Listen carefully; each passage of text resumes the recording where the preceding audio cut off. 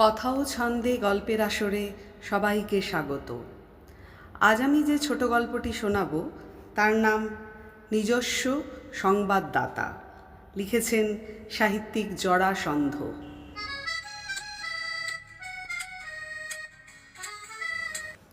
দিল্লি থেকে ফিরছিলাম। গোটা দুই চালের আড়ত রয়েছে কলকাতায়। তখন কন্ট্রোলের যুগ, তারই সুযোগে ওগুলোকে একটু বাড়িয়ে তোলা যায় কি না সেই চেষ্টায় ছিলাম। তার জন্যেই মাঝে মাঝে রাজধানীতে ধর্ণা দেবার প্রয়োজন হতো। যাবার সময় যেমন ভারী পকেটে গিয়েছিলাম, তেমনি হাত ভরে নিয়ে ফিরছি। উদ্দেশ্য সফল, সুতরাং মনও প্রফুল্ল। মার কাছে শুনেছি, যখন শিশু ছিলাম আমাকে ঘুম পাড়াতে হলে একজন কাউকে দোলার পাশে দাঁড়িয়ে হেইয়ো হেইয়ো করে ক্রমাগত দোল দিতে হতো। দোল থামলে ঘুম উধাও। সেই অভ্যাসটা বোধহয় বুড়ো বয়সেও রয়ে গেছে। ট্রেন যত জোরে চলে আমার ঘুমও তত গাঢ় হয়। স্টেশনে এলেই নাক ডাকা থেমে যায়। তখন গভীর রাত। একটা কোন স্টেশনে অনেকক্ষণ গাড়ি দাঁড়িয়ে আছে, নড়বার নাম নেই। ঘুমের অপেক্ষায় এপাশ ওপাশ করে উঠে পড়লাম। ছোট স্টেশন, টিমটিম করছে কেরোসিনের আলো। দরজার সামনে দিয়ে একটি বাবু যাচ্ছিলেন, হাতে এক চক্ষু লণ্ঠন ঝুলতে দেখে বুঝলাম রেলেরই লোক। তার কাছ থেকে জানা গেল সামনে কোথায় অ্যাক্সিডেন্ট হয়েছে, একটা প্যাসেঞ্জার গাড়ি পড়ে গেছে লাইন থেকে। তাকে টেনে তুলে আমাদের গাড়ির পথ করে দিতে সময় লাগবে।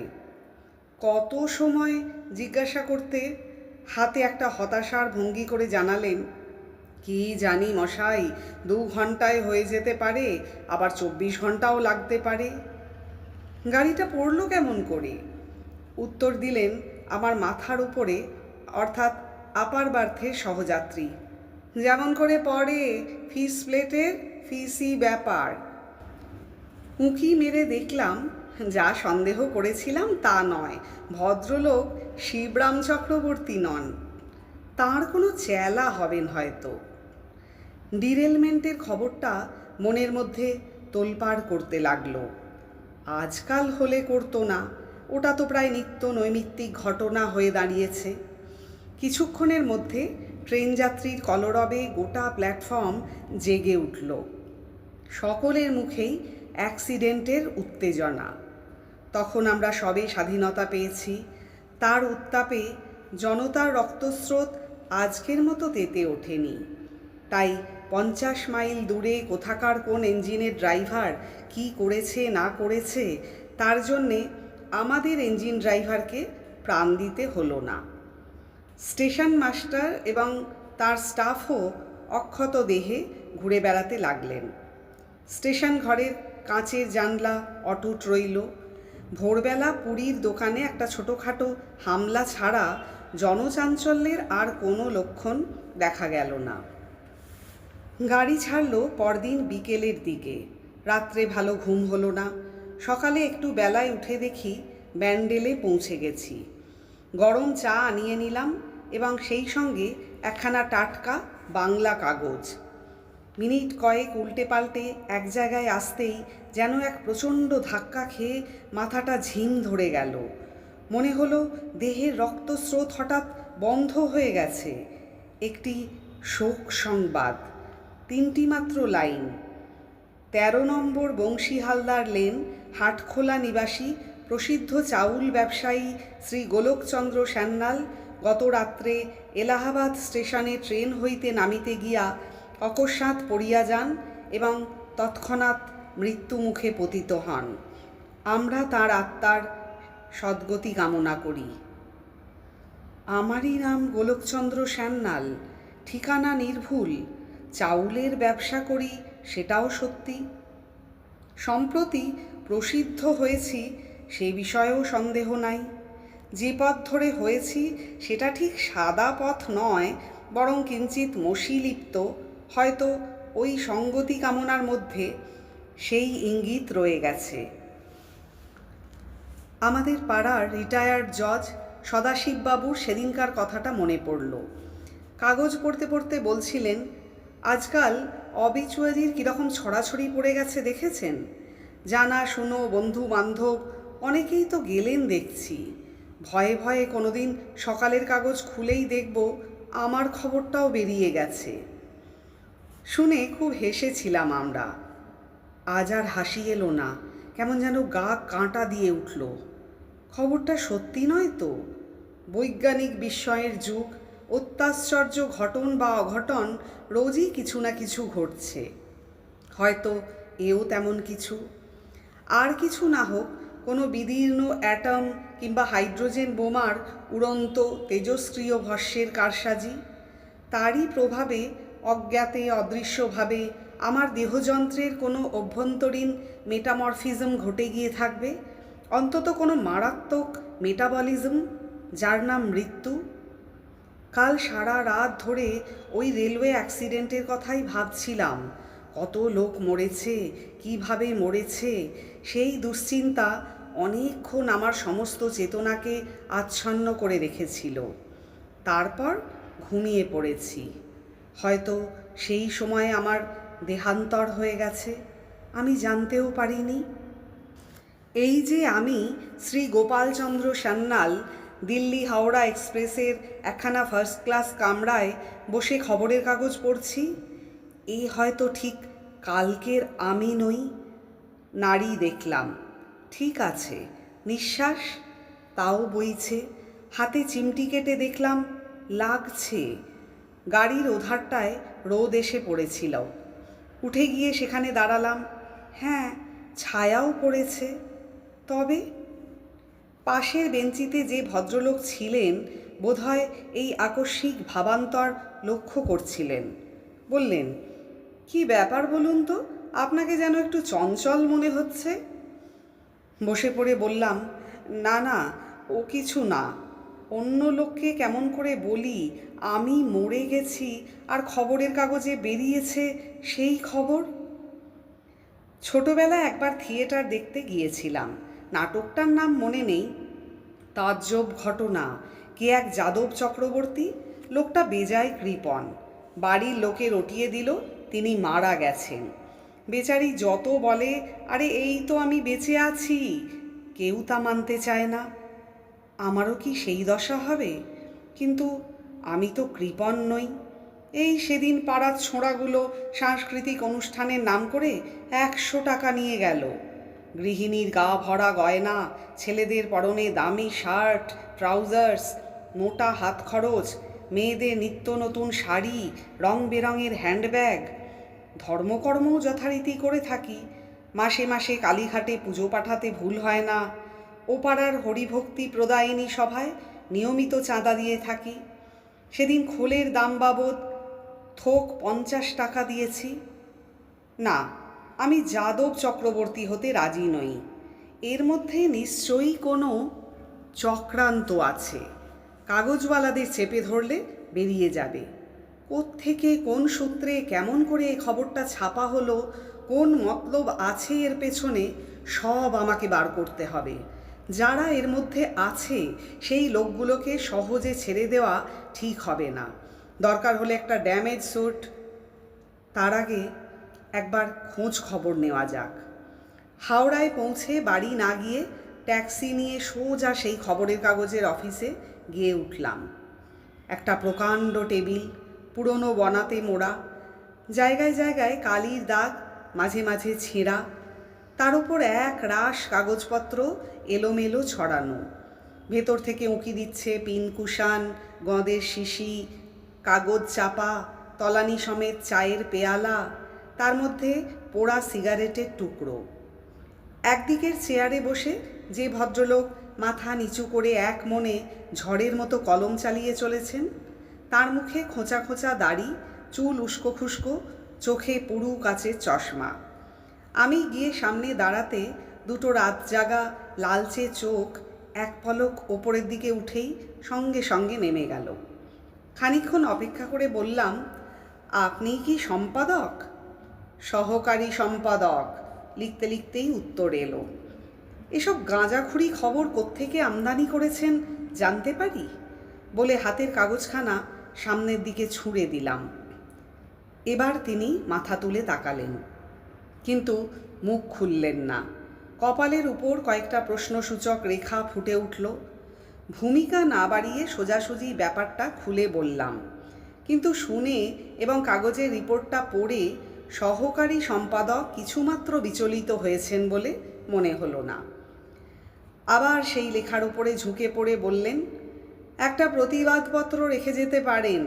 যথারীতি ভেরিফিকেশনের পর মাঝপথেই বাধা দিয়ে ঝাঁঝিয়ে উঠলাম, আরে রেখে দিন আপনার প্রতিবাদপত্র আর ভেরিফিকেশন। এই খবর মিথ্যে। আমি আপনার মুখের ওপর দাঁড়িয়ে চ্যালেঞ্জ করে বলছি, আপনারা যার মৃত্যু সংবাদ ছাপিয়ে বসে আছেন, আমি সেই গোলক সান্যাল জলজান্ত বেঁচে আছি। সেটা প্রমাণ সাপেক্ষ, অতিশয় শান্তভাবে মিহি গলায় বললেন ভদ্রলোক। মানে প্রথমত আপনার এই স্টেটমেন্ট আমাদের ওখানকার করেসপন্ডেন্টকে পাঠাতে হবে। দ্বিতীয়ত লোকাল সোর্সে, অর্থাৎ এখানে যে ঠিকানা দেওয়া আছে সেখানেও খবর নিতে হবে। তৃতীয়ত থাক, আর তৃতীয়ততে দরকার নেই। আপনাদের সেই করেসপন্ডেন্ট মানে এই নিজস্ব সংবাদদাতার নাম ঠিকানা দিন, বোঝাপড়া ওখানেই করে নেব।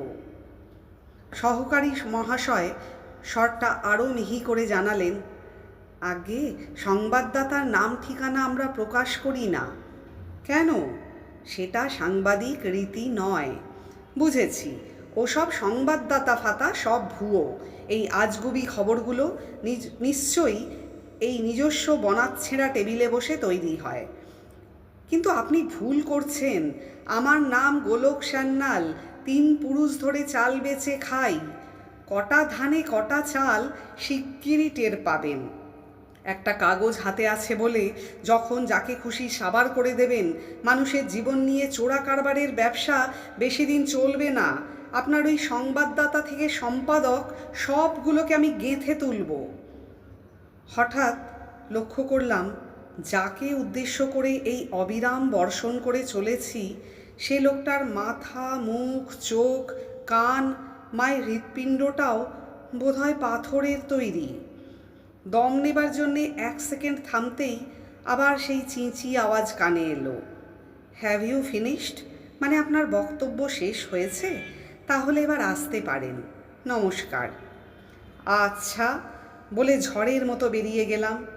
সিঁড়ির মুখে হঠাৎ নজরে পড়ল একজন পিয়ন গোছের লোক পেছন পেছন ছুটতে ছুটতে আসছে। ফিরে তাকাতেই হাত বাড়িয়ে বলল, আপনার কাগজ। চলন্ত ট্রেনের হাওয়া লেগে মাথাটা কিঞ্চিত ঠান্ডা হবার পর মনে হলো একটু বোধহয় বাড়াবাড়ি করে ফেললাম। কিন্তু তীর বেগে গাড়ি ছুটছে, সামনে বর্ধমান। ফিরে যাওয়াটা যেন নিজের হাতে নিজেরই অপমান। অল্প বয়সে প্রচুর সম্পত্তি রেখে বাপ মারা গেছেন। মা এবং ঠাকুমার অতিরিক্ত আদরে মানুষ, তাই রাগটাও একটু অতিরিক্ত। এলাহাবাদে গিয়ে বুঝলাম তখন ঝোঁকের মাথায় কাজটা যত সহজ মনে হয়েছিল আসলে তা মোটেও নয়। অত বড় শহরে একটা সামান্য বাংলা কাগজের নিজস্ব সংবাদদাতা খুঁজে বের করা গোয়েন্দা পুলিশের পক্ষেও রীতিমতো কঠিন। কিন্তু এসে যখন পড়েছি, কিছু একটা না করে ফিরি কোন মুখে? একদিন ওপাড়া একদিন এপাড়া ঘোরাঘুরি শুরু করলাম। কাগজটার নামই কেউ জানে না। এমনি করে কেটে গেল 6-7 দিন। এদিকে শরীরে আর কুলোয় না, পকেটও পাতলা হয়ে আসছে। ফিরে যাব মনে করে স্টেশনের ওয়েটিং রুমে অপেক্ষা করছি। হঠাৎ দেখি একজন চশমা পরা খদ্দরধারী সাইকেলওয়ালা ছোকরা হকারের কাছ থেকে কলকাতার কাগজগুলো বুঝে নিচ্ছে। চেপে ধরলাম তাকে, আপনি কি অমুক কাগজের রিপোর্টার? নিজস্ব সংবাদদাতা? লোকটি আমার পা থেকে মাথা পর্যন্ত কয়েকবার চোখ বুলিয়ে নিয়ে বলল, কেন বলুন তো? বুঝলাম, মেজাজ দেখালে হবে না, নরম পথ ধরতে হবে। একেবারে তার হাত দুটো জড়িয়ে ধরে বললাম, বিদেশি লোক, বড্ড বিপদে পড়েছি ভাই, আপনিই তাহলে? হ্যাঁ, আমি এখানকার করেসপন্ডেন্ট। বলুন কি করতে হবে? ওহ বাঁচালেন মশাই, এই খবরটা দেখুন। গোলক সান্যাল আমার বড় ভাই। উনি কি করে মারা গেলেন, মৃতদেহের কি ব্যবস্থা হলো, কোনো হদিশই জোগাড় করতে পারছি না। এদিকে আমার বৌদিদি একেবারে অন্ন জল ত্যাগ করে বসে আছেন। সব খবর তো আমি আপনাকে দিতে পারবো না। রেল পুলিশে খোঁজ করুন, ওরাই বডির ভার নেয়। ময়না তদন্তও হয়েছিল জানি, নাম ধাম আমি ওদের কাছ থেকেই পেয়েছিলাম। ব্যাপারটা আরও ঘোরালো হয়ে গেল। শুধু কাগজ নয়, পুলিশও আছে এর মধ্যে। রিপোর্টার ছেড়ে এবার রেল পুলিশের অফিসে হানা দিলাম। আমার দিকে চেয়েই দারোগাবাবুর চোখ দুটো কেন জানি না সন্দিগ্ধ হয়ে উঠল। একটা গোটা সিগারেট শেষ করে বললেন, আপ কন হ্যায়? বললাম, আগে সেটা তো আগেই বলেছি, আমি ওর ছোট ভাই। এক বাড়িতে থাকেন? হ্যাঁ, এক বাড়িতে বই কি, নিজের ভাই। তার পাননি? কিসের তার? ঘটনার সঙ্গে সঙ্গে সব খবর আমি জানিয়ে দিয়েছি। চমকে উঠলাম। কোথায় জানিয়ে দিয়েছেন? কেন, আপনাদের কলকাতার ঠিকানায়? স্থান কাল পাত্র ভুলে গিয়ে চেঁচিয়ে উঠলাম, করেছেন কি? অন্যায় কি হলো? এ তো আমার ডিউটি। ডিউটি না ছাই, আপনি জানেন না সেখানে কি কাণ্ড হচ্ছে। যা এড়াতে চাইলাম, উফ, এখন কি করি বলুন তো। পুলিশি সন্দেহ গাঢ়তর হলো, হবারই কথা। দারোগা আরও কিছুক্ষণ তীক্ষ্ণভাবে আমাকে লক্ষ্য করে বললেন, আপনার নামটা জানতে পারি? কি হবে আপনার নাম জেনে? বলুন না, নতুন আলাপ হলো। নাম শুনবেন? আমি সেই গোলক সান্যাল, যাকে আপনারা মরা বানিয়ে ক্ষান্ত হননি। মরার খবরটা আবার ঘটা করে আমার বাড়িতে জানিয়ে বসে আছেন। উঠে পড়েছিলাম। দারোগাবাবু হঠাৎ হো হো করে হেসে উঠলেন। তারপর বললেন, দাঁড়ান দাঁড়ান, এত কাণ্ডের পর কি আর আপনাকে ছেড়ে দেওয়া যায়? হুম, এটা তাহলে সাধারণ অ্যাক্সিডেন্ট নয়, রীতিমতো মিস্টেরিয়াস। এই, কন হ্যায়? হাঁক শুনে একজন সিপাহী ছুটে এলো। দারোগাবাবু হুকুম দিলেন, ইসকো লক আপ মে লে যাও। আমার দিকে ফিরে মৃদু হেসে বললেন, কিছু মনে করবেন না, নমস্তে। এ কি ফ্যাসাদে পড়লাম? সব রাগ গিয়ে পড়ল নিজের ওপর। না হয় ছেপে ছিল একটা মৃত্যু সংবাদ, সত্যি সত্যি তো আর মরিনি, শুধু কাগজে কলমে মরা। কি ক্ষতি ছিল তাতে? আর এবার যে সত্যিই মরতে বসেছি। 2 রাত ধরে মশা আর ছারপোকায় ভাগাভাগি করে যে রক্তটা নিয়েছে, এই হাজত ঘর থেকে জ্যান্ত ফিরে যাব সে ভরসা আর নেই। 2 দিন পেটেও কিছু পড়েনি। দারোগাবাবু খাবার পাঠাতে ত্রুটি করেননি। তার দোষ নেই, দোষ আমারই, সেটা মুখে তুলতে পারিনি। ছেঁড়া কম্বলের উপরে অসাড় হয়ে পড়েছিলাম। একটি পুলিশ এসে বলল, আমাকে এবার জেলে যেতে হবে। যেখানে হোক যাবার জন্যে মনটা ছটফট করছিল। বললাম, বেশ, চলো, জেলেই চলো। রাস্তা দিয়ে চলেছি, হাতে হাতকড়া, কোমরে মোটা দড়ি, তারই একটা দিকে পুলিশের হাতে। মাথার উপর কড়া রোদ। দুধার দিয়ে যত লোক যাচ্ছে তাকিয়ে তাকিয়ে দেখছে। কেউ কেউ আবার দাঁত বার করে হাসছে। কানে আসছে তাদের প্রকাশ্য মন্তব্য, চোট্টা হ্যায়, नहीं पक्का पॉकेट मार, डाकाती किया होगा, देखो ना बुढ़ा हो गया तब भी कितना बड़ी छाती। পাশ দিয়ে একখানা মোটর গাড়ি চলে যাচ্ছিল। পেছনের সিটে যে ভদ্রলোক বসে, মনে হলো যেন চেনা মুখ। তিনিও ঝুঁকে পড়ে তাকালেন। তাড়াতাড়ি মুখ ফিরিয়ে নিলাম, কিন্তু তার চোখ এড়ানো গেল না। চেনা গলা, এই রোখো রোখো। গাড়ি থামিয়ে ভদ্রলোক প্রায় ছুটতে ছুটতে আমার পাশে এসে দাঁড়ালেন। ব্যাপার কি সানিয়াল বাবু? আমার অনেক দিনের পুরনো বন্ধু বংশী প্রসাদ, ইস্টার্ন রেলের ট্রাফিক ডিপার্টমেন্টে বড় চাকরি করেন। কথা বলবার মতো অবস্থা আমার নয়। ছেলে মানুষের মতো শুধু চোখ দুটো জলে ভরে উঠল। জেলে আর যেতে হলো না। বংশীপ্রসাদের অনুরোধে পুলিশের সেপাই রাস্তার ধারে একটা গাছের ছায়ায় অপেক্ষা করতে লাগলো। তিনি মোটর নিয়ে ছুটলেন থানায় এবং কিছুক্ষণের মধ্যেই সেই দারোগাটিকে ধরে নিয়ে এলেন।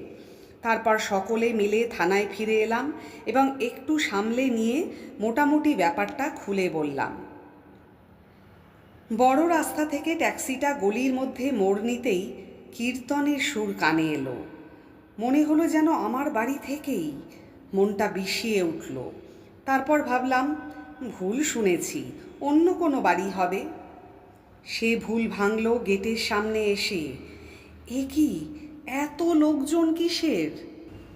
দুধারে কলা গাছ, আগা গোড়া সমস্ত গেটটা সাদা ফুল আর লতাপাতা দিয়ে সাজানো। ভেতরে ঢুকে যা দেখলাম, একেবারে রাজসূয় যজ্ঞ।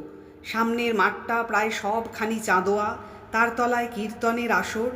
ওদিকে আর একটা শেডের নিচে মেহগিনির খাট, তার ওপর দামি বিছানা, পাশে এক রাশ আসবাবপত্র, চৌকি, আসন, বাসনের স্তূপ, ছাতা, জুতো, কার্পেট, আরও কত কি। হঠাৎ চোখে পড়ল তারই মধ্যে বসে আমার বড় শ্রীমান, মাথা কামানো, গলায় উত্তরীয়। পাশে আমাদের কুলপুরোহিত বিধু ভট্টাচার্য। কীর্তন আগেই থেমে গিয়েছিল। যে যেখানে ছিল যেন পাথর হয়ে গেছে। ছেলেটা উঠে দাঁড়িয়ে ঠক ঠক করে কাঁপছে। ভট্টাচার্য মশাই তার হাতে এক কুশি জল ধরিয়ে দিয়ে বলছেন, ভয় নেই, ভয় নেই, নিশ্চয়ই কোনোখানে কোনো গুরুতর ত্রুটি হয়েছে। তোমার স্বর্গত পিতার আত্মা কুপিত হয়েছেন। এই জল নাও, বলো। পুরোহিত কী সব মন্ত্র উচ্চারণ করতে লাগলেন। আমি সেই সুযোগে অন্দরে ঢুকলাম। সেখানকার অবস্থা গুরুতর। হলঘরের মেঝের ওপর গৃহিণী পড়ে আছেন, পুরোপুরি বিধবার বেশ। পাড়ার কয়েকজন মেয়ে তার মাথায় জল ঢালছে। এমন সময় কে এসে খবর দিল পুলিশের কোন সাহেব এসেছেন দেখা করতে। বৈঠকখানায় ফিরে এলাম। কী চাই বলুন? আপনি মিস্টার সান্যাল? তাই তো জানতাম, কিন্তু চারদিকে যা দেখছি। আপনার সম্বন্ধে যে ভুল খবর ছাপা হয়েছিল তার জন্যে আমরা আন্তরিক দুঃখিত। কাগজে কাগজে কন্ট্রাডিকশন পাঠাবার ব্যবস্থা করেছি। তা তো করেছেন, কিন্তু ব্যাপারটা কি বলুন তো? পুলিশ সাহেব একখানা নাম ছাপানো কার্ড বের করে বললেন, এটা আপনার কার্ড? হ্যাঁ। আপনারা ওটা কোথায় পেলেন? 22 তারিখে ডাউন দিল্লি এক্সপ্রেস থেকে একজন লোক এলাহাবাদে নামতে গিয়ে হঠাৎ পড়ে গিয়ে মারা যায়। তার মানিব্যাগে কার্ডখানা ছিল। আপনি কি কাউকে? হ্যাঁ হ্যাঁ, আরও আপে কোন একটা স্টেশনে একজন মারোয়ারি ভদ্রলোক আমার গাড়িতে এসে আমার সঙ্গে আলাপ করেন। ঠিকানা চাইতে আমি তাকে আমার একটা কার্ড দিয়েছিলাম। মনে পড়ছে। আহা, লোকটা মারা গেছে? আগে হ্যাঁ। তারপর কার্ড দেখেই বুঝি আপনারা আমার মরার খবরটা চারিদিকে ঢাক পিটিয়ে জানিয়ে দিলেন? পুলিশ সাহেব মাথা নিচু করে রইলেন, জবাব দিলেন না। বললাম, ভুলটা ধরা পড়ল কি করে? ময়না তদন্তে রিপোর্ট পড়ে মনে হলো চেহারার যে বর্ণনা রয়েছে হুইট ইটিং বেল্টের বাইরে, মানে মাপ করবেন, বিশেষ করে ভাত খেকো বাঙালির ওরকমটা অসম্ভব। ফার্দার এনকোয়ারি চালাতে বললাম। তাতে আপনিই অনেকটা সাহায্য করেছেন। ওই সময়ে জিআরপিতে গিয়ে না পড়লে এখনও পৈতৃক প্রাণটা ফিরে পেতাম কিনা বলা যায় না। ত্রুটি আমারই। আর কটা দিন আগে যদি যেতাম, নিজের শ্রাদ্ধটা আর নিজের চোখে দেখতে হতো না। অনেকগুলো টাকার শ্রাদ্ধ এড়ানো যেত।